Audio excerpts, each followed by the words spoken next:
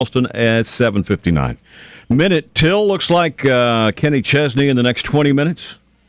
In the next 20 minutes, Young is what you're listening for. Caller 10-721-1035, 800-859-1035.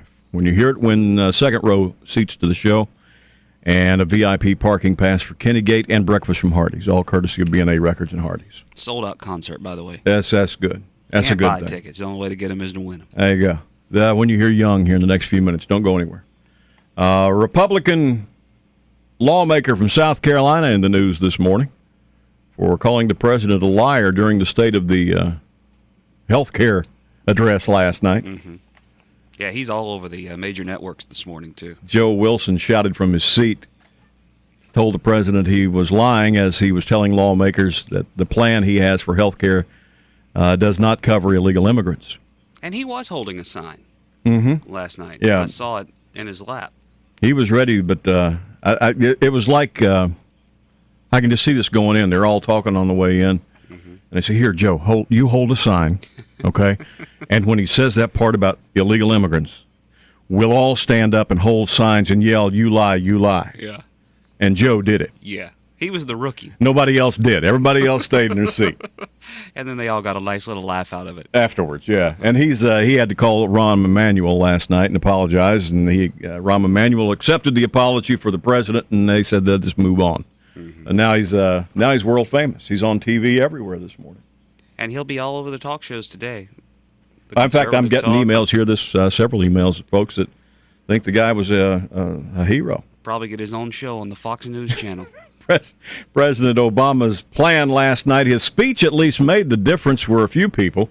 Before the speech was made, the Opinion Research Corporation survey said 53% of those responding to the poll supported the president's plans for health care reform. After the speech, that number rose to 66%. They say he made that speech really to affect the thoughts of about 12 people. A handful of moderate to conservative Democrats and one or two Republican senators. That were on the fence about it. Those are the ones that had to, and if they decide to support him, it was a successful speech. If they don't, it wasn't. They said it really doesn't matter what the public thinks about it, one way or the other. Right. Oh, we'll see. 60 South Carolina House Republicans asking embattled Governor Mark Sanford to resign. 60 Republican. Now, is that just something that was passed around and they just went, I'll sign off on it, or are all 60 on a crusade? I don't know. According to Sanford's spokesman, the letter is part of an effort to railroad Sanford out of office. He got the letter yesterday afternoon. So we'll see what happens. He will be here in the studio with us next Tuesday morning about 7:30. If you have a specific question you'd like for us to ask the governor while he's here, email it to me now in the next couple of days so I can read through these things and boil them down to a handful of questions that we'll use. TJ@WEZL.com. Realty Track offering some evidence that bank efforts to help borrowers may be working finally. The number of U.S. households threatened with foreclosure was steady last month. First time in a long time that it didn't go up on a month-to-month basis. So it's good news. Mother Nature could keep the Space Shuttle Discovery in orbit for a couple more days. Well, I hope that toilet was not full. I think they just release it in space, don't they? Is that what that, It's got to be what they do. There's so much space junk up there. Shuttle and its crew were planning to come back today. Storms in Florida. Looks like it's going to be rough weather until Saturday. So it'll be the first day they have a shot to get back. NFL kicks off its regular season tonight. Good matchup at Heinz Field. Tennessee Titans on the road to play Pittsburgh tonight.